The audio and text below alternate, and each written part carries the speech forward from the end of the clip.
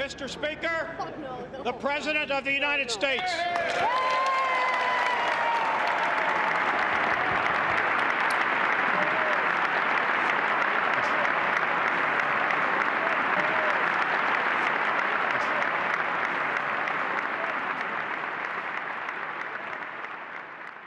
Iraq continues to flaunt its hostility toward America and to support terror.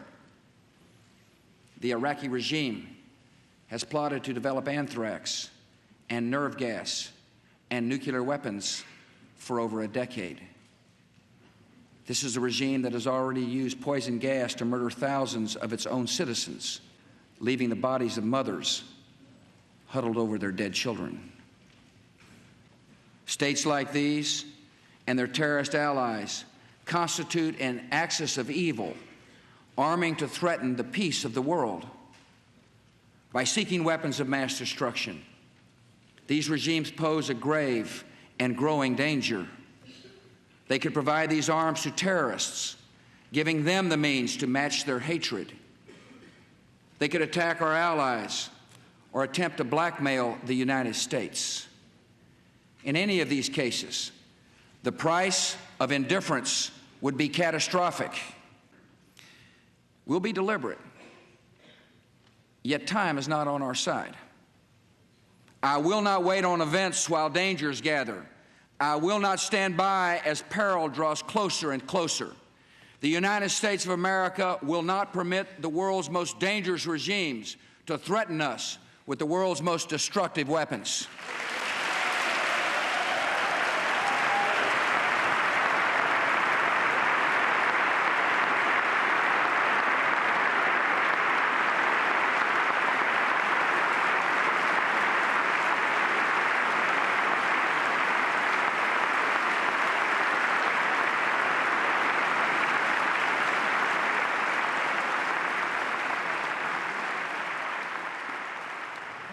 Military action imminent? That's the real thing. He was suggesting it would be military action as opposed to something else. He said exactly what he said. He said it well.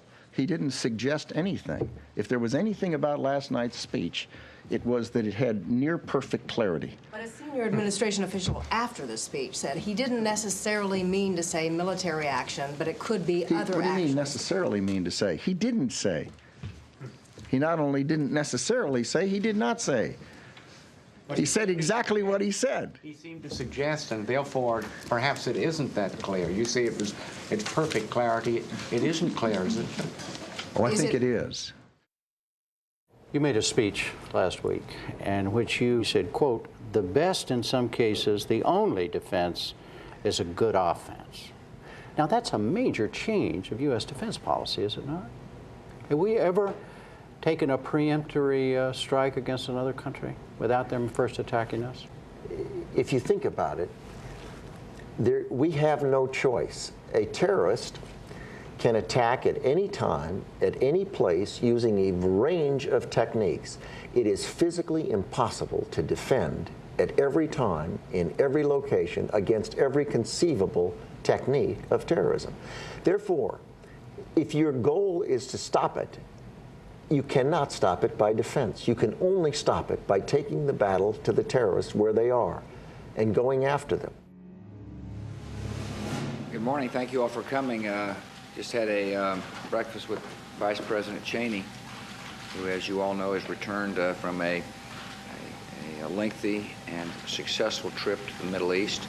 Mr. Vice President, on Iraq, you said we have a lot of allies out there, but I haven't noticed any of the Arab states supporting strong action against Iraq. They seem to want diplomacy to be given a chance. What kind of response did you get? Well, I think, I guess the way I would characterize it is that they are uniformly concerned about the situation in Iraq. In particular, about Saddam Hussein's failure to live up to the UN Security Council resolutions that said he'd get rid of all of his weapons of mass destruction. I think one other point that the Vice President made, which is a good point, is that this is an administration that when we say we're going to do something, we mean it. That we are resolved to fight the war on terror. This isn't a short-term strategy for us. That we understand history has called us in action, and we're not going to miss this opportunity to make the world more peaceful and more free. Vice President Cheney came back from his trip. He said that many Arab leaders shared the concern about weapons of mass destruction, but did not share the U.S. desire to get rid of Saddam Hussein, said it would cause instability in the region. How do you read that? I would not expect Saddam's neighbors to be the first people to raise their hands to say, you've got to take tough action against them. I think they look to the United States to lead, and I think the President is leading very clearly. The Arab League announced today that at their meeting on Wednesday, they will say the United States should not preemptively attack Iraq to take out any weapons of mass destruction. Reports from your trip around the Middle East that Arab country after Arab country said to you, don't do that, Mr. Vice President. Don't you dare attack Iraq. That's not the way that I would describe, first of all, their opinions. I had private, confidential meetings at nearly every stop. Those meetings obviously were and need to remain confidential. They're all very concerned about Iraq. They live in the neighborhood. They know Saddam Hussein better than we do. Many of them know that right after us, they're high on his list of governments he'd like to do in. Did you leave that region feeling that Arab leaders would basically oppose an American action against Saddam Hussein? No, not at all. What I came away with, Bob, is the sense that they share our concern. I ask that because the public reaction was, if one just read what those leaders said in public, it was, we're unified against any kind of action against Saddam Hussein. Is that a correct interpretation of the public reactions? It was mixed, I think, in terms of their public reactions. On your most recent trip to the region, most of the moderate Arab leaders with whom you met were not very enthusiastic about a U.S. strike against Iraq. King Abdullah of Jordan said to attack Baghdad now would be a disaster. Crown Prince Abdullah said, I do not believe it is in the United States' interests or the interests of the region or the world's interest to do so. What I would say is that our friends in the region are equally concerned about the problems we see in Iraq, specifically the development of weapons of mass destruction by Saddam Hussein. This is a man of great evil, as the President has said, and he is actively pursuing nuclear weapons at this time, and we think that's cause for concern for us and for everybody in the region. And I found during the course of my travels that it is indeed a problem of great concern. General Myers, Kenneth Edelman has written that if the United States were to go into Iraq to remove Saddam Hussein, militarily it would be a cakewalk. Is that the view here at the Pentagon? When we put our young sons and daughters of this country in harm's way, I don't think you can ever call that a cakewalk. Well, what we know is that the situation since Desert Storm and today has changed dramatically, both for U.S. and coalition forces and for Iraqi forces. The Iraqi armed forces is about 40% in terms of numbers of what it was in the Gulf War. In hindsight, one might have wished that we had done more to anticipate a September 11th and prevent it, although if we'd gone to war against Afghanistan before September 11th, people would have said we had no justification. We can't wait for a nuclear or chemical or biological attack to go and find the people who did it. Is it fair to say Saddam Hussein's days are numbered? I would hope so. Is it fair to say so? I think so. There doesn't seem to be a whole lot of support among the allies in Europe for another U.S. military strike at Iraq with the aim of regime change or getting rid of Saddam Hussein. Can you go it alone? I'm not going to get into that. You can be sure the United States isn't going to do anything that it's not capable of doing, and if we do something, we'll be capable of doing it. But it's not for me to make those judgments. You saw the story in today's USA Today on the front page, suggesting that your military chiefs are not enthusiastic about going after Iraq right now, that the military might be stretched too thin already in Afghanistan. I meet with those folks all the time. I have no reason to give credence to that. For much of the last century, America's defense relied on the Cold War doctrines of deterrence and containment. In some cases, those strategies still apply. But new threats also require new thinking. Containment is not possible when unbalanced dictators with weapons of mass destruction can deliver those weapons on missiles or secretly provide them to terrorist allies. We must take the battle to the enemy disrupt his plans, and confront the worst threats before they emerge.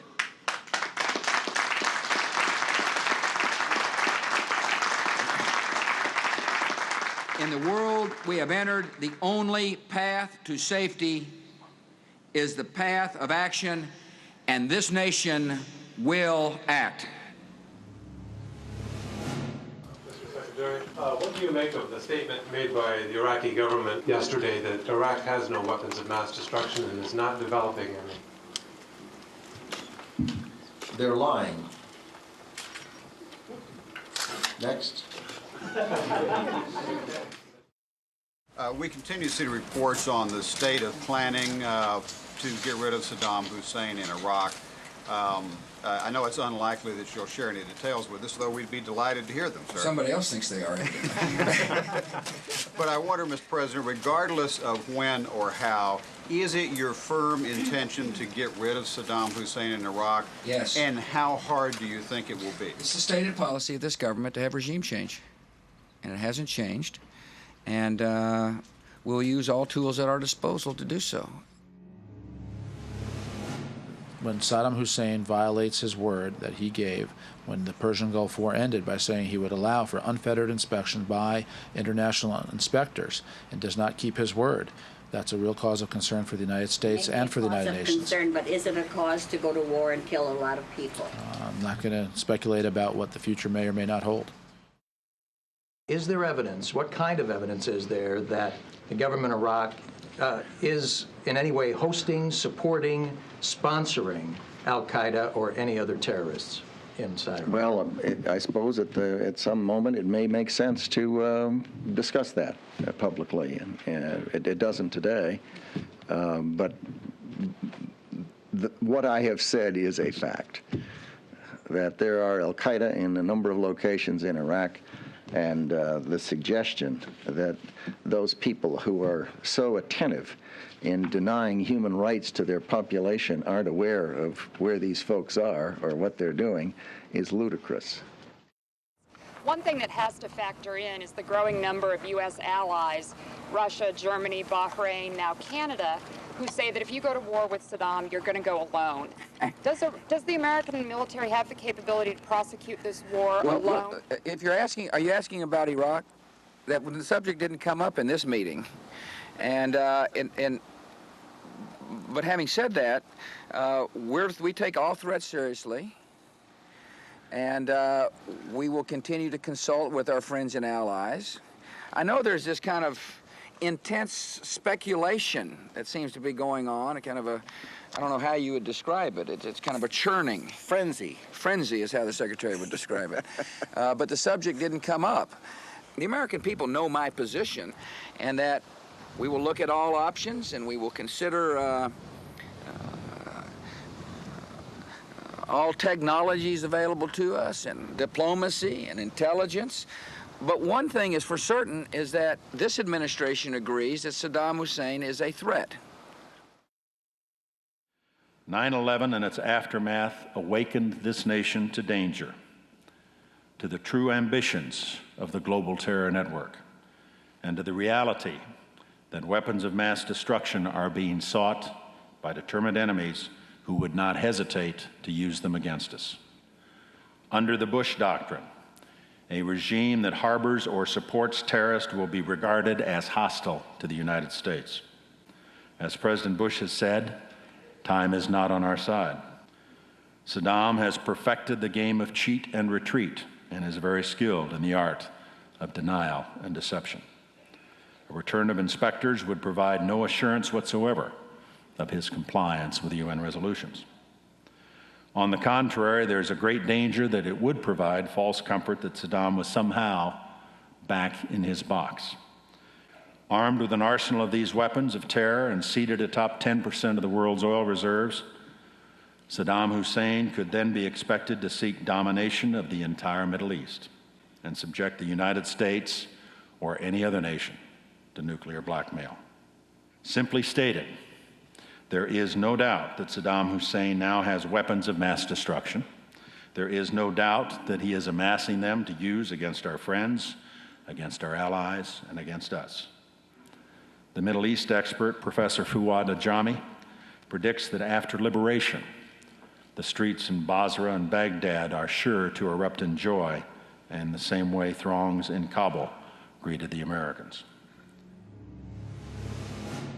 In Vice President Cheney's speech a week ago today, he said inspection was actually dangerous because it would create a false sense of comfort. So which is it? Do we believe that inspection should go forward even though they are dangerous? Or are we supposed to believe that they are dangerous and therefore they shouldn't go Well, forward? the history of the inspections when they took place did lead to a lot of question marks. That's why I said that inspections in and of themselves, inspectors in and of themselves, are not a guarantee that Saddam Hussein is not developing weapons of mass destruction. Does the president think inspectors should go into Iraq or not? The president does. If Saddam does allow those inspectors in, does he avoid regime change? The policy of the United States is regime change, with or without inspectors. Tariq Aziz said this morning, he characterized you and several other people in the Bush administration as warmongers, as using the issue of inspections as a pretext to try to topple the regime. And he said he is willing to sit down and talk about all of the issues involving Iraq. Well, I've met with Tariq Aziz a number of times, both in Baghdad and in Washington and elsewhere.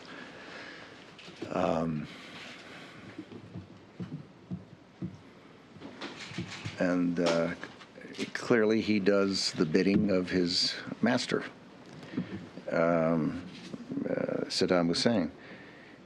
They have, over a good many years, demonstrated wonderful talent and skill at manipulating the media and international organizations and other countries. When it's the right moment to lean forward, they lean forward. When it's the right moment to lean back, they lean back. And it's a dance. It's a dance they engage in.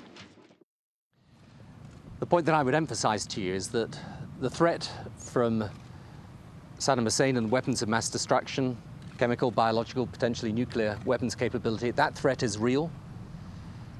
We only need to look at the report from the International Atomic Energy Agency this morning, showing what has been going on at the former nuclear weapons sites to realize that.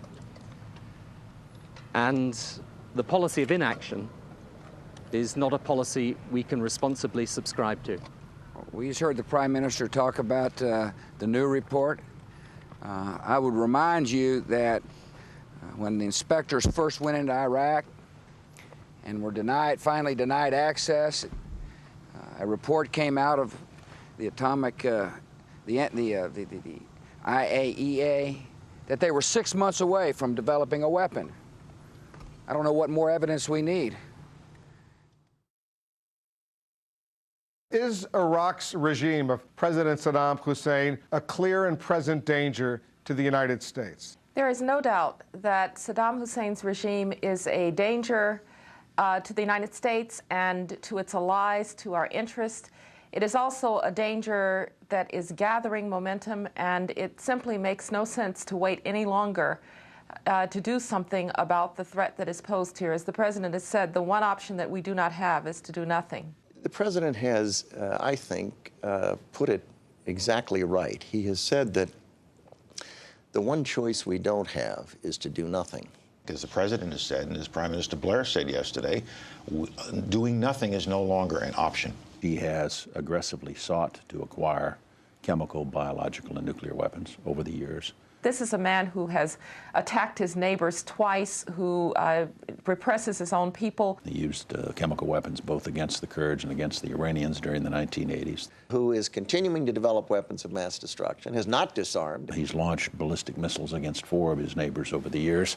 Who's tried to assassinate a former American president, who pays $25,000 to Hamas bombers, by the way, some of whom blew up Hebrew University, and with it 5 Americans. Before the Gulf War, back in 1990, we had reason to believe then that he had established a program to try to produce a nuclear weapon. We went in and were able to find out that they were within 6 months to a year of having a nuclear weapon. History shows that you are always surprised about how quickly someone acquires a terrible weapon. We were surprised that the Soviet program was as far along as it was. We thought it would be 1955, it was 1949.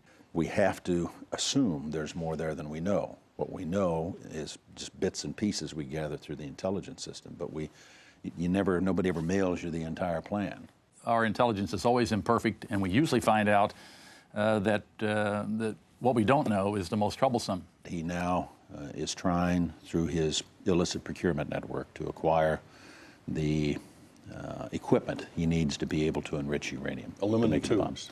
Specifically aluminum tubes. There's a story in the New York Times this morning. Reporting just this morning that he is still trying to acquire, for example, some of the specialized aluminum tubing one needs to develop centrifuges that would give you an enrichment capability. Scott Ritter, a former United Nations weapons inspector, today addressed the Iraqi National Assembly and basically made the point that there are no problems as far as Iraq is concerned. Listen specifically to what he said. The rhetoric of fear that is disseminated by my government and others has not to date been backed up by hard facts that substantiate any allegations that Iraq is today in possession of weapons of mass destruction or has links to terror groups responsible for attacking the United States.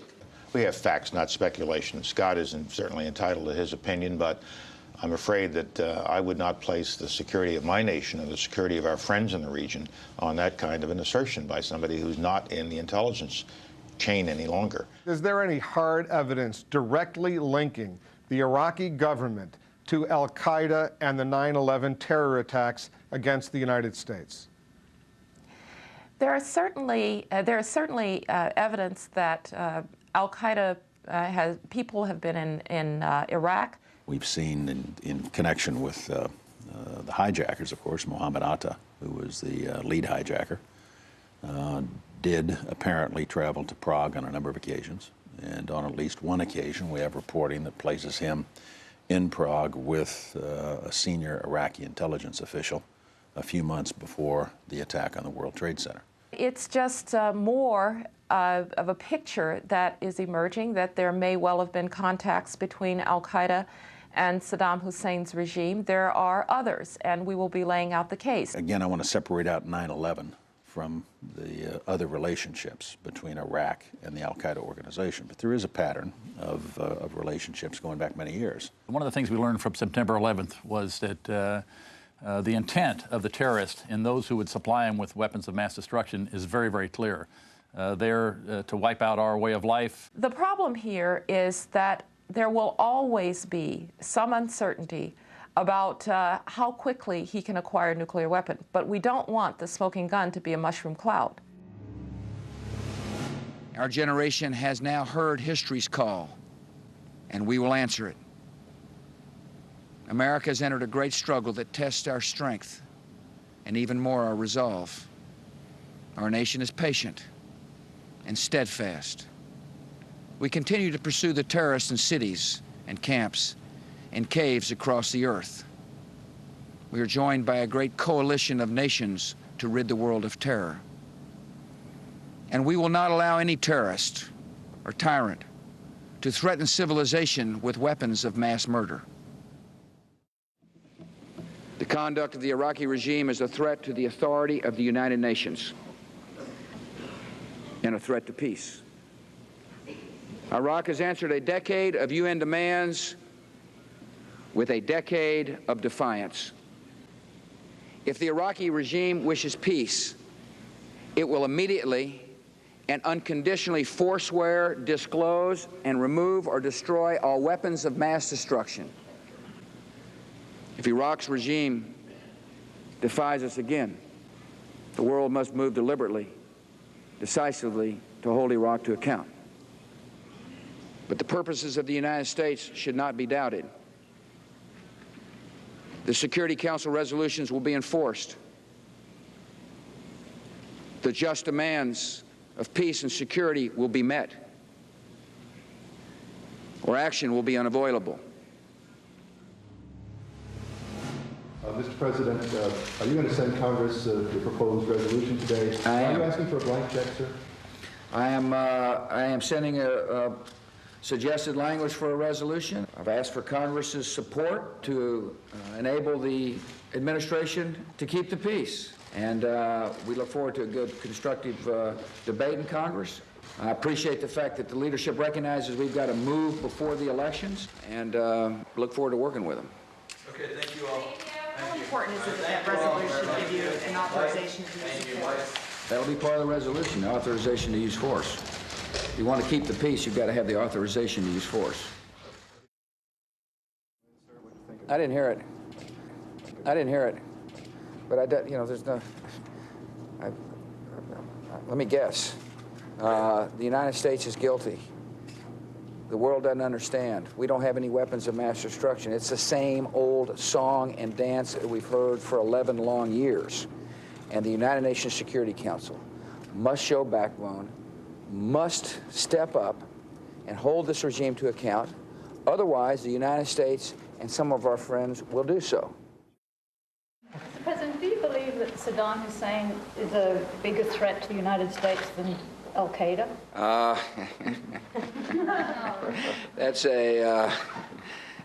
That is a interesting question. I'm trying to think of something humorous to say, but I can't when I think about Al-Qaeda and Saddam Hussein. They're both risks. They're both dangerous. The difference, of course, is that Al-Qaeda likes to hijack governments. Saddam Hussein is a dictator of a government. Al-Qaeda hides, Saddam doesn't. But the danger is that they work in concert. The danger is that Al-Qaeda becomes an extension of Saddam's madness and his hatred and his capacity to extend weapons of mass destruction around the world. Both of them need to be dealt with. The war on terror, you can't distinguish between Al-Qaeda and Saddam when you talk about the war on terror. Secretary Rumsfeld in Europe today, when asked if there was evidence tying Iraq to Al-Qaeda, said yes. He did not elaborate. Are you prepared to elaborate? Several of the detainees, in particular some high-ranking detainees, have said that Iraq provided some training to Al-Qaeda in chemical weapons development. So yes, there are contacts between Iraq and Al-Qaeda. We know that Saddam Hussein has a long history with terrorism in general, and there are some Al-Qaeda personnel who found refuge in Baghdad. No one is trying to make an argument at this point that Saddam Hussein somehow had operational control of what happened on September 11th. So we don't want to push this too far. But this is a story that is unfolding, and it is getting clearer, and we're learning more. If an inspection team goes in now and finds nothing because perhaps Iraq is very good at hiding it, or perhaps they have nothing, but you all are of the belief that they have it. If they find nothing, does it make your job more difficult in trying to assemble an international coalition? Goodness gracious, that is kind of like looking down the road for every conceivable pothole you can find and then driving into it. I just don't get up in the morning and ask myself that. We know they have weapons of mass destruction. We know they have active programs. There isn't any debate about it. So the idea that if you had an appropriate inspection regime, that they'd come back and say you were wrong is so far beyond anyone's imagination that it's not something I think about. We've just concluded a really good meeting with members of the United States Congress to discuss our national security and discuss how best to keep the peace. We are moving toward a strong resolution. And all of us, and many others in Congress, are united in our determination to confront an urgent threat to America.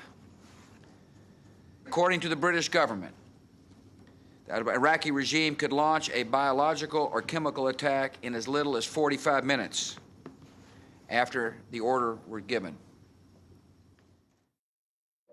Is the U.S. in any way exaggerating or misleading the American public in regard to the potential threat posed by Iraq? is the U.S. government, you mean the senior members of the administration? Not to my knowledge. And if I knew of an instance, I would certainly correct it. Saddam Hussein is a homicidal dictator who is addicted to weapons of mass destruction. We agree that the Iraqi dictator must not be permitted to threaten America and the world with horrible poisons and diseases and gases and atomic weapons. We've also discovered through intelligence that Iraq has a growing fleet of manned and unmanned aerial vehicles that could be used to disperse chemical or biological weapons across broad areas. We're concerned that Iraq is exploring ways of using these UAVs for missions targeting the United States. Saddam Hussein has held numerous meetings with Iraqi nuclear scientists, a group he calls his nuclear mujahideen, his nuclear holy warriors. If the Iraqi regime is able to produce, buy, or steal an amount of highly enriched uranium a little larger than a single softball, it could have a nuclear weapon in less than a year. Facing clear evidence of peril, we cannot wait for the final proof, the smoking gun that could come in the form of a mushroom cloud. The dictator of Iraq is a student of Stalin, using murder as a tool of terror and control within his own cabinet, within his own army, and even within his own family. On Saddam Hussein's orders, opponents have been decapitated. Wives and mothers of political opponents have been systematically raped as a method of intimidation. And political prisoners have been forced to watch their own children being tortured. Failure to act would embolden other tyrants, allow terrorists access to new weapons and new resources, and make blackmail a permanent feature of world events. Later this week, the United States Congress will vote on this matter. I have asked Congress to authorize the use of America's military, if it proves necessary, to enforce UN Security Council demands. I hope the United States Congress will act promptly on its resolution, because that will show that America is united behind this effort. And with that congressional resolution, then I think our efforts to get a UN resolution are strengthened. And I hope that this will all come about in the not-too-distant future, within a matter of days or perhaps a week or two. The resolution I'm about to sign symbolizes the united purpose of our nation, expresses the considered judgment of the Congress, and marks an important event in the life of America. The 107th Congress is one of the few called by history to authorize military action to defend our country and the cause of peace. Congress has now authorized the use of force. I have not ordered the use of force. I hope the use of force will not become necessary. Yet confronting the threat posed by Iraq is necessary, by whatever means that requires.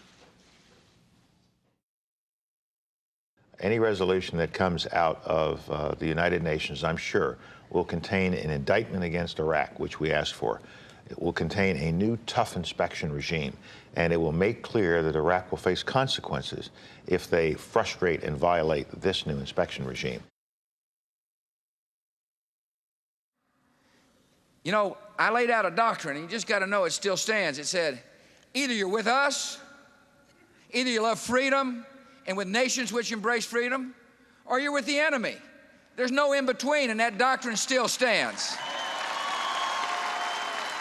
If we get any kind of hint, any evidence whatsoever that somebody might be thinking about doing something to America, we're moving, we're disrupting, we're denying, we're doing everything we can to protect the homeland. Doesn't matter how long it takes. When it comes to the defense of our freedoms, we will stay the course. I believe out of the evil done to America is going to come some incredible good. I believe that we can achieve peace if we are strong and focused and diligent, if we stay tough when we need to be tough, stay strong when we need to be strong, speak clearly about good and evil. I know that if we remember our values, remember that freedom is not an America's gift to the world, freedom is a God-given gift to the world. If we remember that values, and that's why I went to the United Nations. I said to that august body, for the sake of keeping the peace, we want you to be effective. For the sake of keeping the world free, we want you to be an effective body. It's up to you, however. You can show the world whether you got the backbone necessary to enforce your edicts or whether you're going to turn out to be just like the League of Nations. Your choice to make. And my message to Saddam Hussein is that for the sake of peace, for the sake of freedom, you must disarm like you said you would do. But my message to you all and to the country is this: for the sake of our future freedoms and for the sake of world peace, if the United Nations can't act, and if Saddam Hussein won't act, the United States will lead a coalition of nations to disarm Saddam Hussein.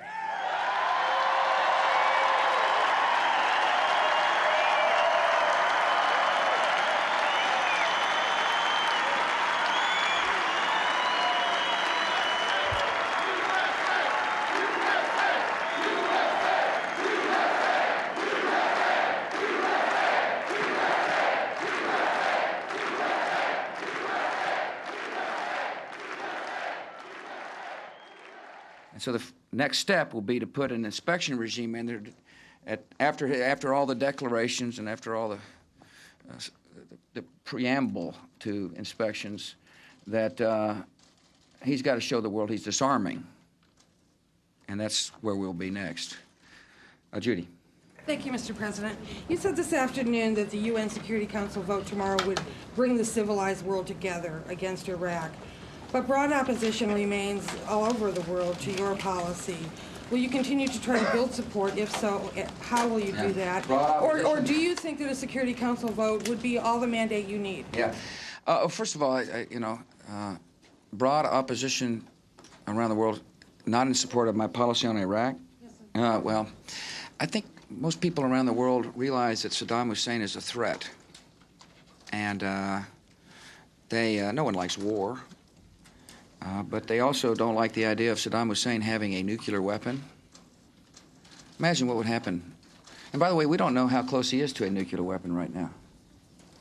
We know he wants one, but we don't know. As the President has said, this is a fight to save the civilized world. This is a struggle against evil, against an enemy that rejoices in the murder of innocent, unsuspecting human beings.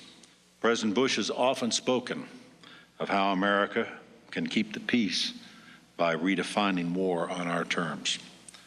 But for all the progress we've made in the war on terror, one thing is abundantly clear. Our nation is still in danger. There is also a grave danger that al-Qaeda or other terrorists will join with outlaw regimes that have these weapons to attack their common enemy, the United States of America. That is why confronting the threat posed by Iraq is not a distraction from the war on terror. It is absolutely crucial to winning the war on terror. Does the United States have the evidence to know when Iraq presents its declaration? Will you be able to look at that and tell whether they're telling the truth and being forthcoming, or will you be able to tell right away that you're on a path to war with Iraq?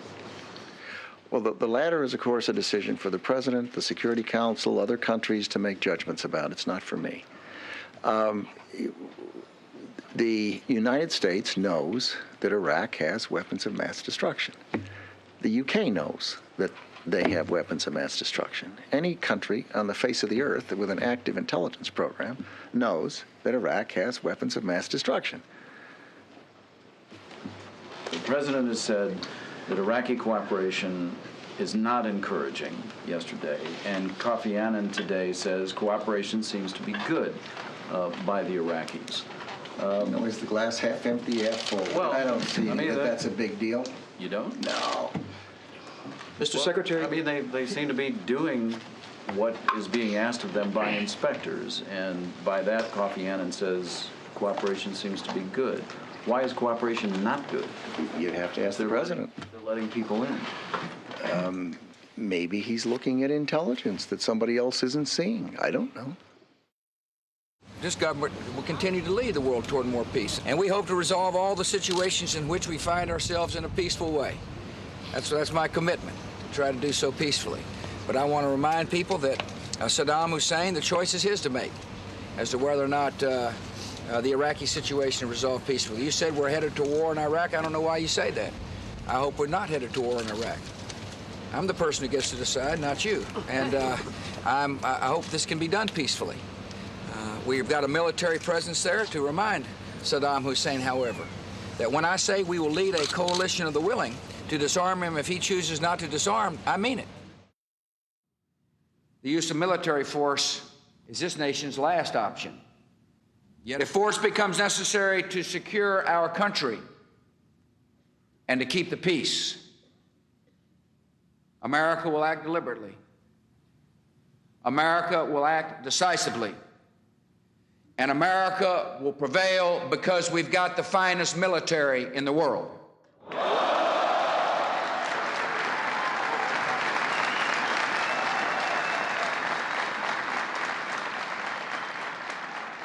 As we begin the new year, our military forces are poised around the world, ready to meet any threat. Specific to the Persian Gulf, the flow of forces to the region continues. You've seen a few units depart for the Gulf and can expect that deliberate force flow to continue. And while there has been no decision about Iraq, we want to ensure that we are prepared to provide the president as much flexibility as possible. Yesterday, we saw tens of thousands of demonstrators converge on Washington. They say we should not go to war against Iraq. I would just like to ask you this morning, what do you say to those people? What I would say to them is that the president is trying every means not to go to war, but the decision to go to war is in the hands of Saddam Hussein. Well, Mr. Blix has said that it may take several months more to come to some sort of definitive conclusion about whether he has disarmed it or not. President Chirac of France said yesterday, and these are his words, "Wisdom requires that we grant the inspector's request for more time." What we have to make a judgment on now is whether or not Saddam Hussein is serious about disarming, and is he cooperating with the inspectors in that disarmament process. So just to make sure I understand what you're saying a lack of cooperation would be reason enough to take military action. What I'm saying is that Iraq has an obligation under 1441 and earlier resolutions to disarm. And one way to demonstrate that they are disarmed or are going to disarm is to cooperate with the inspectors and help the inspectors do their job. Time is running out. What should the public know right now about what a war with Iraq would look like and what the cost would be? Cost in dollars or cost in lives? Dollars and human costs. Mm-hmm. Well, the lesser important is the cost in dollars. Human life is a treasure. Office of Management and Budget estimated it would be something under $50 billion. Outside estimates say up to $300 billion. Baloney. Almost 3 months ago, the United Nations Security Council gave Saddam Hussein his final chance to disarm. He has shown instead utter contempt for the United Nations and for the opinion of the world. The 108 UN inspectors were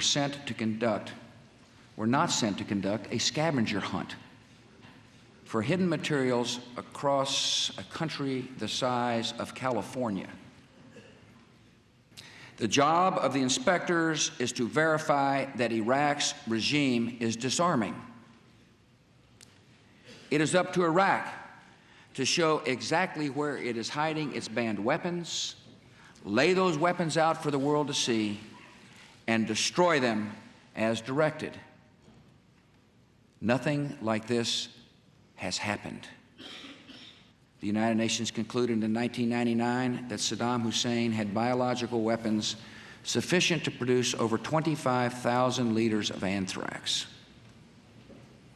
enough doses to kill several million people. The United Nations concluded that Saddam Hussein had material sufficient to produce more than 38,000 liters of botulinum toxin, enough to subject millions of people to death by respiratory failure. The British government has learned that Saddam Hussein recently sought significant quantities of uranium from Africa. Our intelligence sources tell us that he has attempted to purchase high-strength aluminum tubes suitable for nuclear weapons production. The dictator of Iraq is not disarming. To the contrary, he is deceiving. Intelligence sources indicate that Saddam Hussein has ordered that scientists who cooperate with UN inspectors in disarming Iraq will be killed, along with their families. International human rights groups have cataloged other methods used in the torture chambers of Iraq: electric shock, burning with hot irons, dripping acid on the skin, mutilation with electric drills, cutting out tongues, and rape. If this is not evil, then evil has no meaning. Before September the 11th, many in the world believed that Saddam Hussein could be contained, but chemical agents, lethal viruses, and shadowy terrorist networks are not easily contained. Imagine those 19 hijackers with other weapons and other plans, this time armed by Saddam Hussein. Take one vial, one canister, one crate, slipped into this country to bring a day of horror like none we have ever known.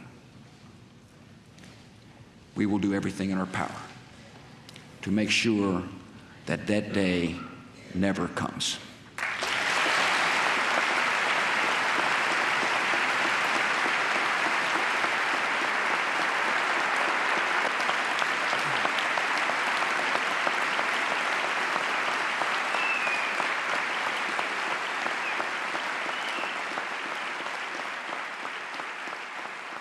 One of the most worrisome things that emerges from the thick intelligence file we have on Iraq's biological weapons is the existence of mobile production facilities used to make biological agents.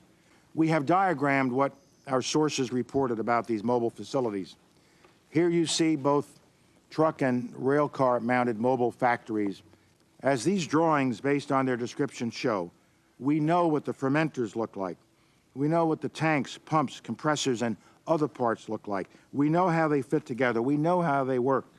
And we know a great deal about the platforms on which they are mounted. We know from Iraq's past admissions that it has successfully weaponized not only anthrax, but also other biological agents, including botulinum toxin, aflatoxin, and ricin. Saddam Hussein has investigated dozens of biological agents, causing diseases such as gas gangrene, plague, typhus, tetanus, cholera, camelpox, and hemorrhagic fever. And he also has the wherewithal to develop smallpox. In May 2002, our satellites photographed the unusual activity in this picture. Here we see cargo vehicles accompanied by a decontamination vehicle associated with biological or chemical weapons activity.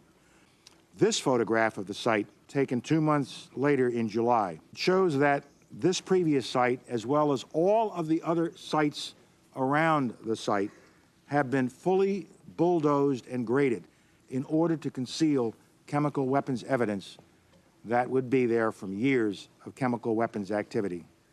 Saddam Hussein is determined to get his hands on a nuclear bomb. He is so determined that he has made repeated covert attempts to acquire high-specification aluminum tubes from 11 different countries, even after inspections resumed. It goes on and on and on. Clearly, Saddam Hussein and his regime will stop at nothing until something stops him. Iraq has developed spray devices that could be used on unmanned aerial vehicles with ranges far beyond what is permitted by the Security Council. A UAV launched from a vessel off the American coast could reach hundreds of miles inland. And we have sources that tell us that Saddam Hussein recently authorized Iraqi field commanders to use chemical weapons. The very weapons the dictator tells the world he does not have.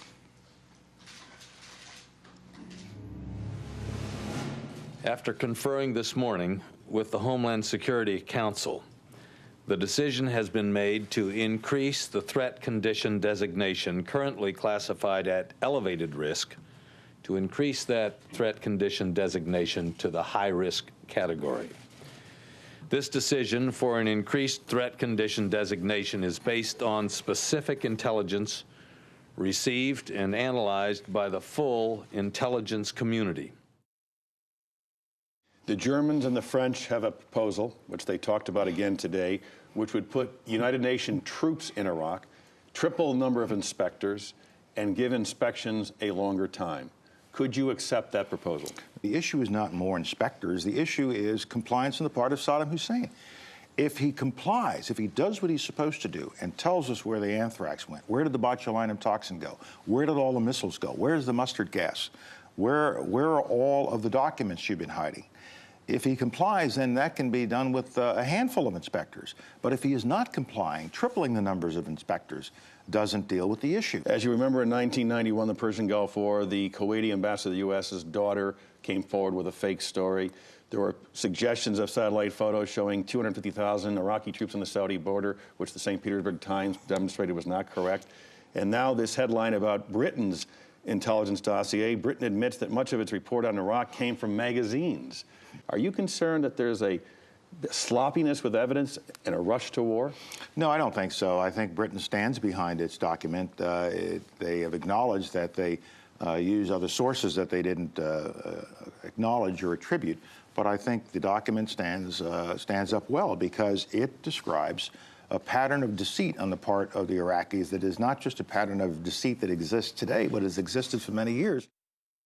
In the event that force is used, and after the dust settles and the world press and others can go in and assess the situation, is it your judgment that there will be clearly caches of weapons of mass destruction which will dispel any doubt that the United States and such other nations that joined in the use of force did the right thing at the right time? Sir, I think we will find caches of weapons of mass destruction. Absolutely. Is the U.S. military ready to go against Iraq? Yes. Are you and your folks planning for a ferocious war? I mean, an all-out defense by the Iraqi military? The task of war planners is to plan for every conceivable contingency, and they are doing that, from the most pessimistic to the most optimistic. America's interests in security, and America's belief in liberty both lead in the same direction, to a free and peaceful Iraq.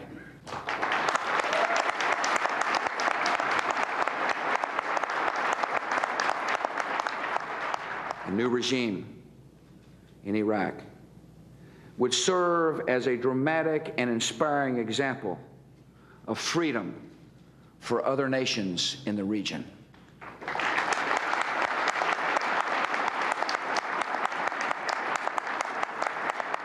America will seize every opportunity in pursuit of peace,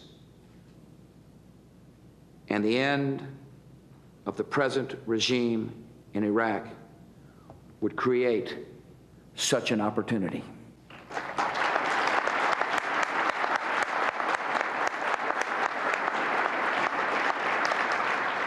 We will make this an age of progress and liberty.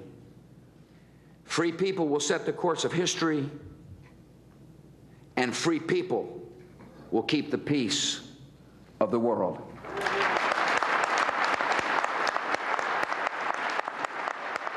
Some of the higher-end predictions that we have been hearing recently, such as the notion that it will take several 100,000 U.S. troops to provide stability in post-Saddam Iraq, are wildly off the mark.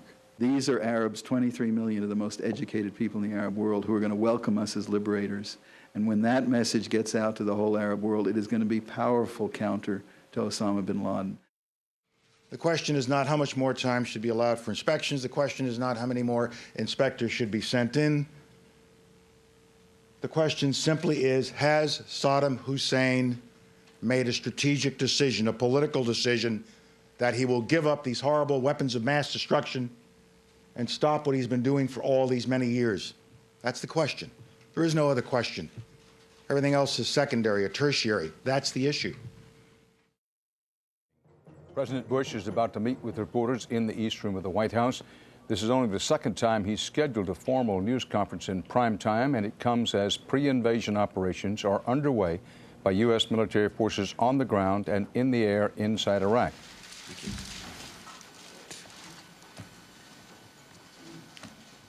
Good evening. I'm pleased to take your questions tonight and to discuss with the American people the serious matters facing our country and the world. Sir, if you haven't already made the choice to go to war, can you tell us what you're waiting to hear or see before you do make that decision? And if I may, during the recent demonstrations, many of the protesters suggested that the U.S. was a threat to peace, which prompted you to wonder out loud why they didn't see Saddam Hussein as a threat to peace. I wonder why you think so many people around the world take a different view of the threat that Saddam Hussein poses than you and your allies. I recognize there are people who don't like war. I don't like war. I wish that Saddam Hussein had listened to the demands of the world and disarmed. Nobody likes war. The only thing I can do is assure the loved ones of those who wear our uniform that if we have to go to war, if war is upon us because Saddam Hussein has made that choice, we will have the best equipment available for our troops, the best plan available for victory, and we will respect innocent life in Iraq. Mr. President, you have, in your top advisors, notably Secretary of State Powell, have repeatedly said that we have shared with our allies all the current up-to-date intelligence information that proves the imminence of the threat we face from Saddam Hussein. If all these nations, all of them are normal allies, have access to the same intelligence information, why is it that they are reluctant to think that the threat is so real, so imminent that we need to move to the brink of war now? We do share a lot of intelligence with nations which may or may not agree with us in the Security Council as to how to deal with Saddam Hussein and his threats. I think the threat is real. And so do a lot of other people in my government. But I meant what I said. This is the last phase of diplomacy.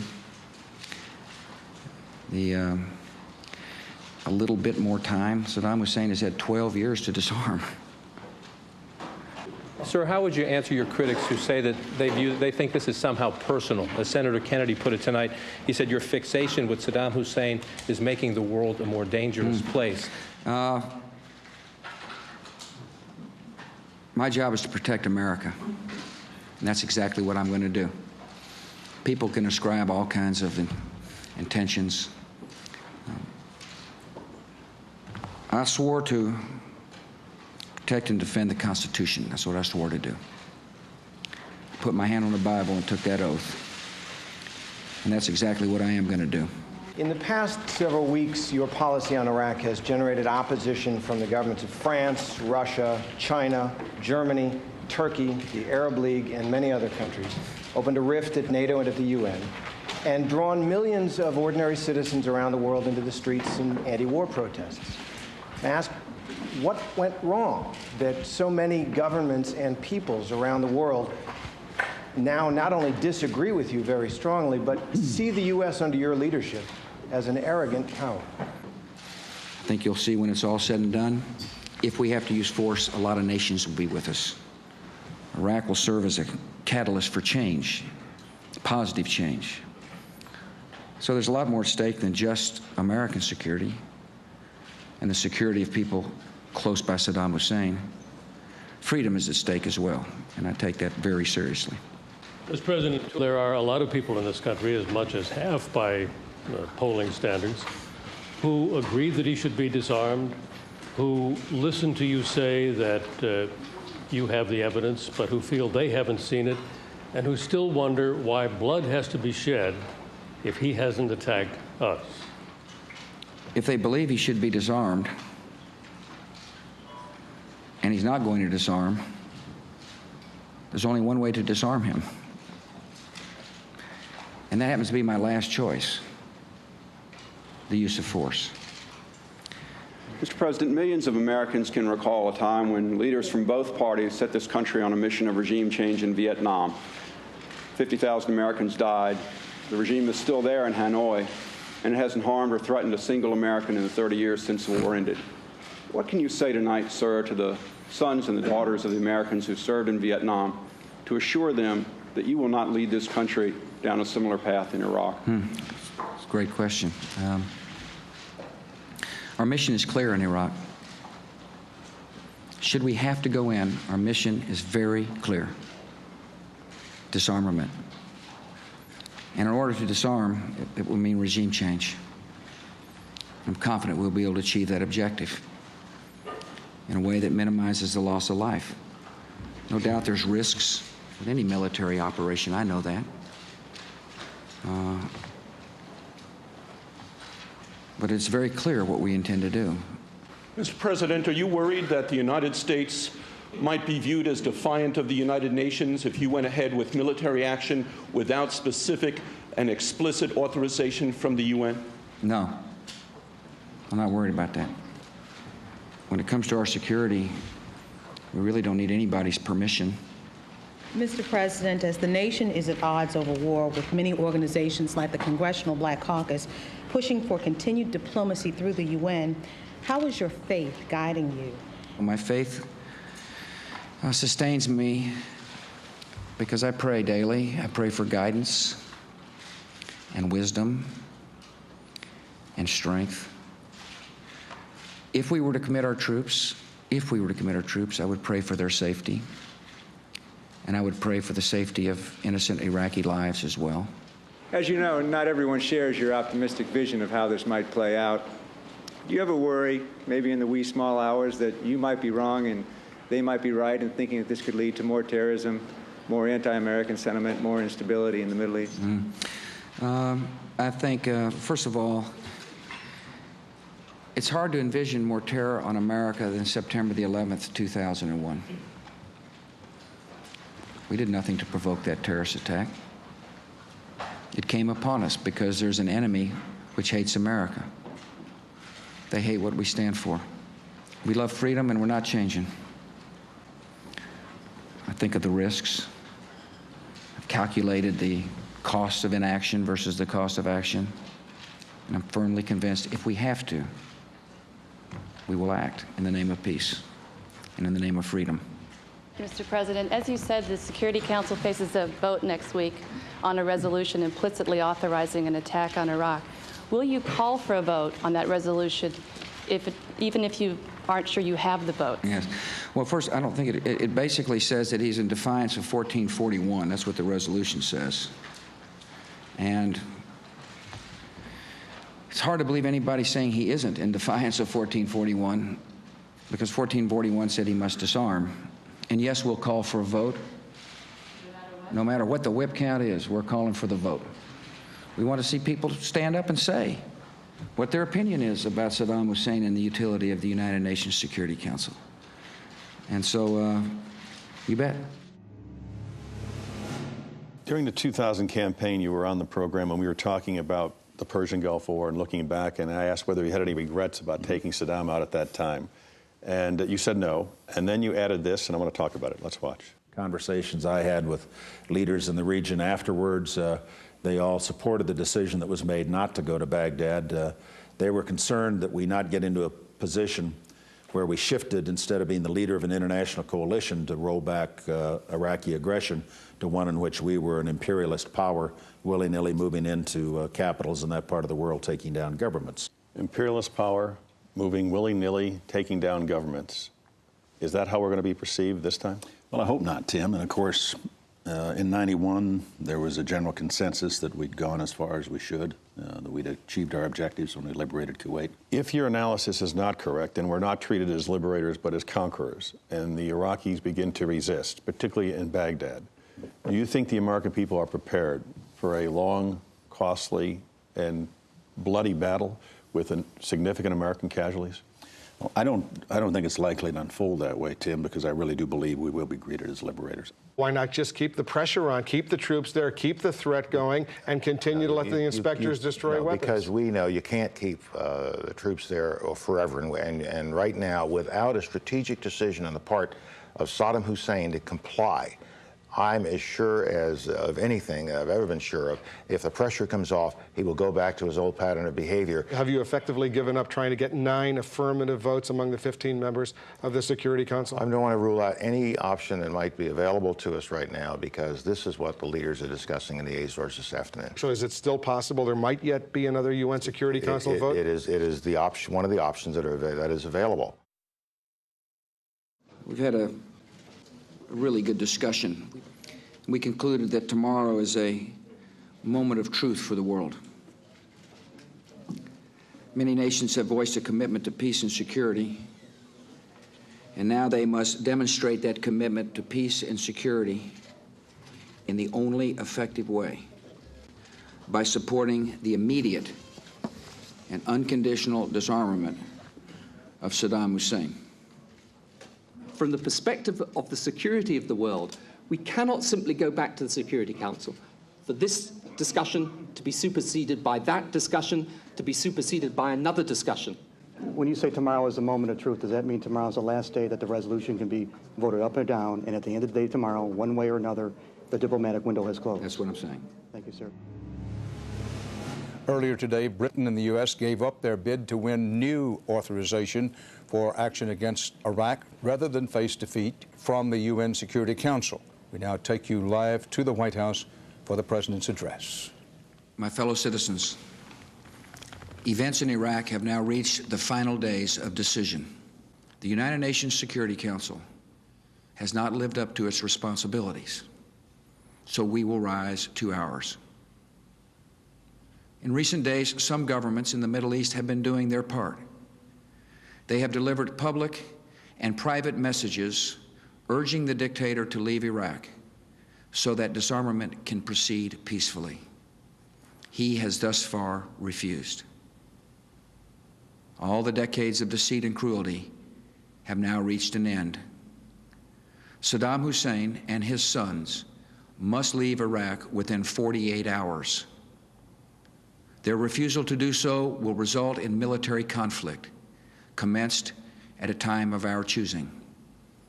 For their own safety, all foreign nationals, including journalists and inspectors, should leave Iraq immediately.